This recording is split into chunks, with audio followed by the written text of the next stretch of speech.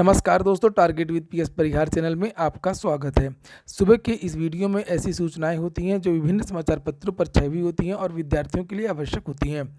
तो आइए शुरू करते हैं और देख लेते हैं कि आज के समाचार पत्रों में ऐसी कौन कौन सी सूचनाएं हैं।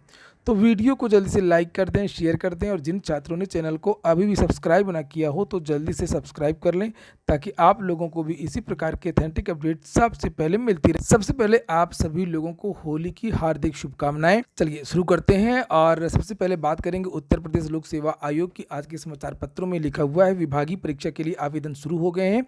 यूपीपीएससी स्थायीकरण एवं प्रमोशन के लिए आयोग कराएगा परीक्षा। सरकारी विभागों में विभिन्न पदों पर तैनात अफसरों के लिए स्थायीकरण एवं प्रमोशन के लिए आवेदन की प्रक्रिया शुरू हो गई है। विभागीय परीक्षा 2022 उत्तर प्रदेश लोक सेवा आयोग की परीक्षा हाल में आयोजित की जाएगी, जिसकी तिथि आयोग जल्द ही निर्धारित करेगा। परीक्षा के लिए आवेदन की लास्ट डेट 30 अप्रैल रखी गई है। अगली सूचना क्रेट की है, जल्द शुरू होगी आवेदन की प्रक्रिया। अप्रैल में संयुक्त शोध प्रवेश परीक्षा कराने की तैयारी है। बात हो रही है इलाहाबाद विश्वविद्यालय की। लिखा इलाहाबाद विश्वविद्यालय में पीएचडी प्रवेश के लिए आवेदन की तिथि जल्द शुरू होने की उम्मीद है। होली के बाद इलाहाबाद विश्वविद्यालय प्रशासन संयुक्त शोध प्रवेश परीक्षा क्रेट की तिथि घोषित करने की तैयारी में है। अगली सूचना, यूपी में सभी कोरोना संबंधी पाबंदियां खत्म कर दी गई हैं। खुलेंगे swimming pool, water park. Holi पर अब कोई भी पाबंदी नहीं है। अगली सूचना असिस्टेंट प्रोफेसर भर्ती की है। लिखा हिंदी के 162 पदों पर परिणाम घोषित किया गया है। असिस्टेंट प्रोफेसर चयनित अभ्यर्थियों को प्रदेश के अशासकीय महाविद्यालयों में दी जाएगी नियुक्ति। यहाँ पर लिखा कि प्रयागराज में बड़ी संख्या में हुआ चयन। अशासकीय महाविद्यालयों में असिस्टेंट प्रोफेसर हिंदी के पदों का पर प्रयागराज से बड़ी संख्या में मेधावियों का चयन हुआ है।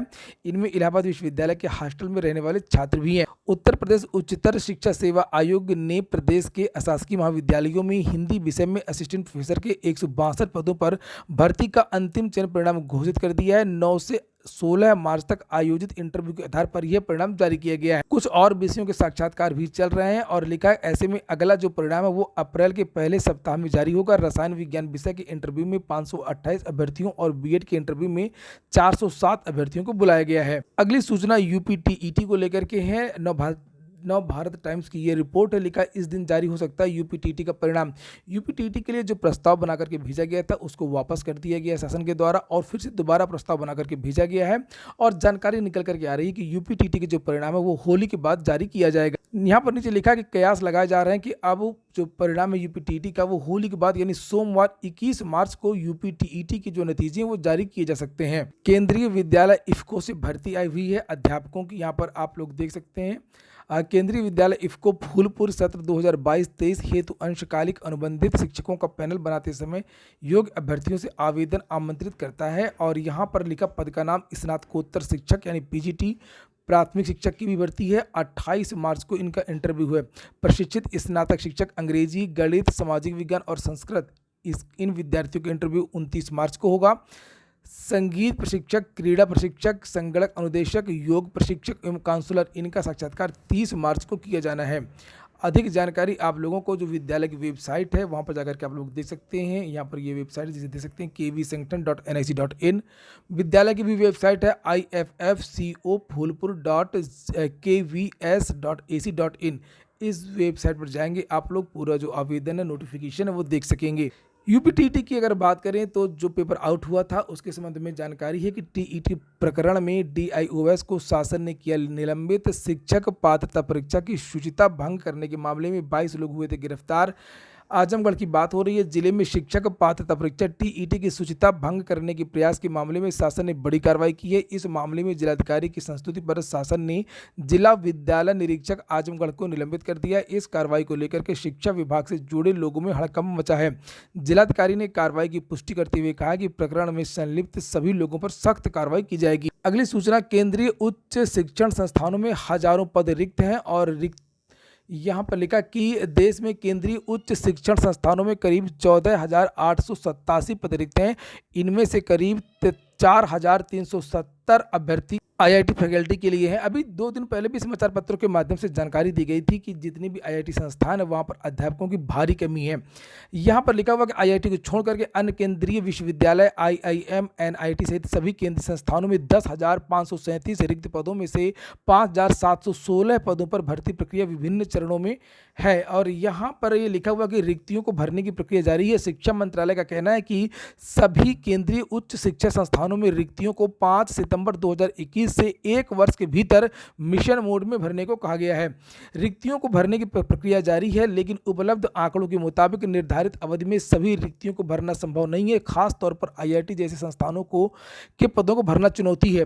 एक केंद्र सरकार इतनी पावरफुल होती है, उसके बावजूद भी अगर आप लोग देखेंगे कि अभी राज्यसभा में जब एक प्रश्न पूछा गया था कि जो केंद्र सरकार है उसमें केंद्रीय जो विभाग हैं भर्तियों के, उसमें कितने पद रिक्त हैं, कितने पदों पर भर्तियां की गई हैं, तो लगभग जितने पद रिक्त होते हैं प्रतिवर्ष उतने पदों पर भी भर्तियां नहीं होती हैं। पुराने जो पद रिक्त हैं उनकी तो बात छोड़ दीजिए, चाहे वो रेलवे की भर्तियां हों, चाहे वो एसएससी की भर्तियां हों, चाहे वो बैंकों की भर्तियां हों, चाहे वो केंद्रीय विद्यालयों की भर्तियां हों, सरकार आखिरकार इन भर्तियों को क्यों नहीं कर पाती है पूरा, और ना ही कभी भी न्यायपालिका न्यायालय की तरफ से कोई संज्ञान लिया जाता है।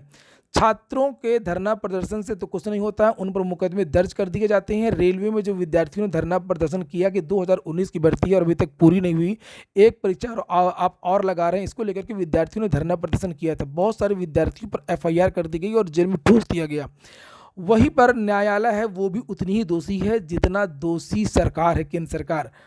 बहुत सारी चीज़ों को जो न्यायपालिका है वो संज्ञान में ले लेती है। जो काम की चीज़ें होती हैं उसको लगती हैं कि ये काम की चीज़ है, और न्यायपालिका को ऐसा लगता नहीं है कि जो रिक्तियों को भरा जाना ये काम की चीज़ है। तो इसलिए इन मामलों को कभी भी न्यायपालिका जल्दी सटाने की कोशिश नहीं करती है। अगर विद्यार्थी कभी कोर्ट भी जाते हैं तो उनके पक्ष में फैसला बहुत कम आता है। वहीं पर अगर हम लोग बात करें प्राथमिक शिक्षक भर्ती की, बहुत सारे विद्यार्थी आजकल सोशल मीडिया में इस बात को लेकर के चर्चा है। विद्यार्थी सोशल मीडिया पर एक जो पोस्ट है वो वायरल कर रहे हैं कि जो कल समाचार पत्रों के माध्यम से जानकारी दी गई थी कि पदों की संख्या बढ़ सकती है। आप लोगों ने कल का समाचार पत्र देखा होगा जिसमें ये कहा गया था और टीवी चैनल के माध्यम से भी बताया गया था कि जो बेसिक के 17,000 पद हैं उनकी जो संख्या वो बढ़ाई जा सकती है, वो 40,000 से लेकर के 45,000 या 50,000 तक हो सकती है।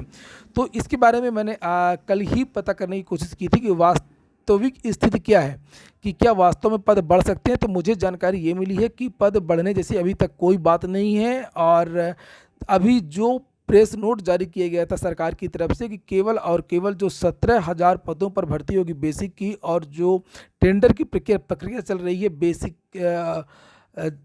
पुलिस कांस्टेबल भर्ती की, तो अभी ये जो 2 भर्तियां हैं वो निश्चित हैं आने वाली हैं। और बड़ी भर्ती जो प्राथमिक शिक्षकों की है उसके बारे में अभी तक विभाग में कोई भी जानकारी नहीं है, और मुझे भी यही लगता है कि पदों की संख्या बढ़ेगी नहीं, केवल और केवल 17 से लेकर के 23,000 जो पद हैं 68,500 शिक्षक भर्ती के उन पदों पर ही भर्ती होगी। एक पत्रकार हैं तुषार श्रीवास्तव, उन्होंने भी इसको लेकर के ट्वीट किया है, आप लोग यहाँ पर देख सकते हैं। ये देखिए ऑफिशियल ट्विटर हैंडल है इनका, और इन्होंने लिखा हुआ है कि यूपी नए सरकार के गठन के साथ में पुलिस और बेसिक शिक्षा विभाग में बम्पर भर्ती निकालने की तैयारी है। 26,000 से अधिक कांस्टेबल भर्ती और 17,000 से ज़्यादा अध्यापकों की भर्ती। तो 17,000 ही पदों पर होगी, या 17 या 23,000, क्योंकि 6800 अब उसमें नहीं कटेंगे, ये पद भी इसी में जुड़ेंगे। तो ये केवल और केवल जो शिक्षा मित्रों के पद हैं अभी उन पर भर्ती होगी, और उसके बाद में एक बड़ी भर्ती होने की संभावना है। तो ठीक है दोस्तों, ये हो गया आज का वीडियो। पूरा वीडियो सुनने के लिए बहुत बहुत धन्यवाद।